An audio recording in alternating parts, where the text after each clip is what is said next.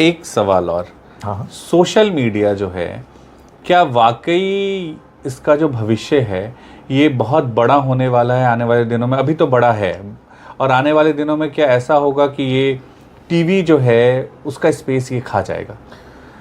TV news का खास कर मैं बोल रहा हूँ, उसका स्पेस सोशल देखिए मीडिया। मेरा ये मानना है कि इंफॉर्मेशन के जो रूप है ना वो बदलते रहते हैं जी।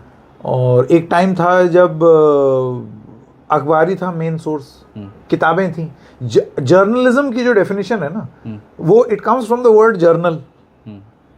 तो जो छप गया शेड्यूल एक टाइम पर, मुझे याद है मेरे ख्याल से ये word is a Latin word या इसका फ्रेंच, सॉरी मैं मतलब मेरी अज्ञानता के लिए माफ़ी, लेकिन ये चर्च में कब क्या होगा उसको लिखा जाता था। अच्छा। और वो जो जर्नल था, हाँ। ये उसमें काम था एसेंशियली लिखने का, इन्फॉर्म करने का काम।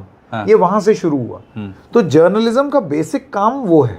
हाँ, ठीक है ना। लेकिन फिर अखबार में वो तब्दील हो गया जर्नल से। हाँ। तो वो एक अलग टाइप का जर्नलिज्म हुआ। ठीक है, उसके बाद फिर रेडियो आया, अखबार थोड़ी बंद हो गए, रेडियो भी चल रहा है, अखबार भी चल रहे हैं, दोनों एक ही काम कर रहे हैं। उसके बाद फिर टेलीविजन आया और स्पीड से लोगों तक पहुंचाने लगा, विजुअल पहुंचाने लगा। तीनों चल रहे हैं अभी। तीनों चल रहे हैं। और फिर आया डिजिटल मीडिया। ठीक है, अब डिजिटल के साथ सबसे मज़ेदार चीज़ ये है मिहिर, डिजिटल ने बहुत सारे पुराने प्रिंट के अखबार जो कि पैसों की कमी की वजह से छपने बंद हो गए थे, उन लोगों को डिजिटल ने रिवाइव कर दिया। हाँ, बिल्कुल। ऐसे ऐसे अखबार हैं जिनका एक पाउंड जो है वो कब्र में था। हाँ, और सब रिवाइव हो गए भाई। हाँ, सब डिजिटल की वजह से। यानी कि एक लिबरलाइजेशन लाया। तो डिजिटल दो चीज करेगा, एक तो आप और मेरे जैसे नए लोगों को जन्म देगा, और दूसरी चीज जो लोग विलुप्त हो गए इतिहास में और जिनका बड़ा नाम था, उन लोगों को वापस भी लाएगा। और डिजिटल में ऐसा नहीं होगा, आप इसको इस तरीके से नहीं देख सकते कि ये इसको ओवरटेक कर ले, उसको ओवरटेक कर ले। ये सब आज तो चलता रहेगा, ये तो पहले भी होता रहा था, इसमें कोई बहुत ज्यादा उसमें मैं इसमें एक लेवल और आगे जा रहा हूँ। मेरा ये कहना है, ये जितने बड़े बड़े टेलीविजन चैनल्स हैं ये भी तो डिजिटल पर हैं। तो डिजिटल स्पेस ग्रो कर रहा है, तो उसमें भी तो ये लोग हैं। सो दे आर अडॉप्टिंग। इसमें क्या है, इन्होंने अपने वेंचर शुरू कर दिए जो डिजिटल में है, अलग अलग वेंचर। चैनल एक है लेकिन उसके 26 अलग जो डिजिटल प्लेटफॉर्म है। अगर आप देखें 26-28 डिजिटल प्लेटफॉर्म है, और उन्होंने कई सारे लोगों ने तो एकदम स्टेट वाइज भी अलग करके शुरू कर दिया डिजिटल अपना। देखिए मैं उन लोगों में से नहीं हूं जिनका ये कहना है कि वो ये मर गया, वो मर गया, ये मीडियम मर गया। कुछ नहीं मरता, ठीक है ना। वो अलग अलग तरीके से लोग अलग अलग चीज़ों को कंज्यूम करते हैं। हाँ, लेकिन एक लिबरलाइजेशन हो गया है। अब आपके मेरे हाथ में भी वो हथियार है, हमें जो मन है देखें। हाँ, आज से 15 साल पहले आप और मैं सोच ही नहीं सकते थे अपने खुद का कुछ करने का, क्योंकि इतने पैसे ही नहीं थे। अच्छा, फिर आप किसी से अगर पैसे लेंगे तो फिर वो कोई और लाला बन जाएगा, फिर लाला अपनी दुकान लाले की तरह चलाएगा। यानी कि आप बन गए कठपुतली।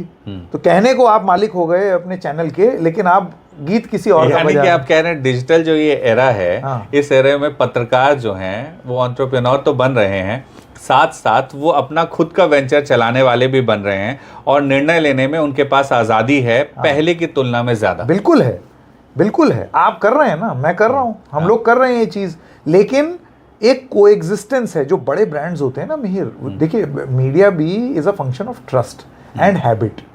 बहुत सारे लोग हैं, आप देखिए वो पुराना, जब तक एक कोई अखबार जो उनको पसंद आता है, जब तक सुबह आंख खुलते ही चाय के साथ वो अखबार ना मिले, भले ही उस अखबार में कुछ ना मिले, लेकिन जब तक वो खोल ना ले। गांव चले जाइए, गांव में चाय की दुकान पर कुछ लोग बैठे रहते हैं, ऊपर से लेके लास्ट पेज की एक एक लाइन जब तक ना पढ़ लें। हाँ, अभी भी मैं तो गांव गया था और मैंने देखा लोगों को वैसे ही चाय की दुकान पे भीड़ जमती है। तो वो न्यूज की हैबिट होती है लोगों को, और मुझे तो लगता है उन लोगों ने वाकई जिंदा रखा है न्यूज को। क्योंकि वो चर्चा करते हैं आपस में, बात करते हैं, इस खबर पर ये होना चाहिए, यहाँ ये होना चाहिए। बहुत वेल इन्फॉर्म्ड होते हैं, बहुत वेल इन्फॉर्म्ड होते हैं।